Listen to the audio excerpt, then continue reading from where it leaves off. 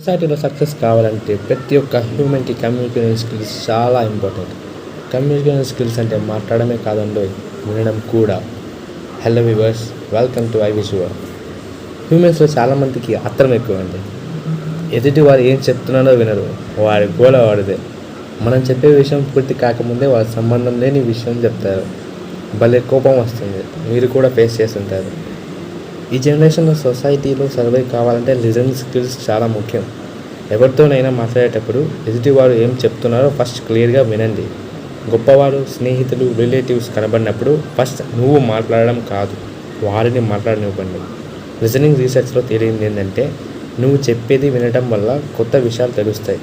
చెప్పేవాడికి వినేవాడిపై నమ్మకం పెరుగుతుంది. నీతో ఇంకా మాట్లాడాలనిపిస్తుంది. వినేటప్పుడు నీకు లిజనింగ్ యాటిట్యూడ్ ఉందని చెప్పేవాడికి తెలియాలి. నువ్వు అటెన్షన్గా ఉండాలి. ఐస్ని కాంటాక్ట్లో ఉంచి మాట్లాడాలి. నేను ఒకవేళ తప్పు మాట్లాడినా అర్థం చేసుకుంటాడు అనే ఫీలింగ్ వాళ్ళకి కలగాలి. ఒక యుఎస్ సైంటిస్ట్ జోసెఫ్ డివిటో లిజనింగ్ని 5 స్టేజెస్గా డివైడ్ చేశాడు. Receiving, understanding, remembering, respond. Receiving అంటే మీతో ఎవరైనా మాట్లాడేటప్పుడు వాళ్ళు ఏం మాట్లాడుతున్నారో రిసీవ్ చేసుకోవాలి. అది నీకు అవసరం ఉన్నా లేకున్నా కాన్సన్ట్రేట్గా వింటున్నామనే ఫీలింగ్ వాళ్ళకి కలగాలి. అండర్స్టాండింగ్, మాట్లాడే మాటలు ఏ మీనింగ్లో మాట్లాడుతున్నారో మనం అర్థం చేసుకోగలగాలి. రిమెంబరింగ్, వాడితో మాట్లాడేటప్పుడు వాడు నీతో ఏం మాట్లాడారో నీకు తెలియాలి. Last, respond.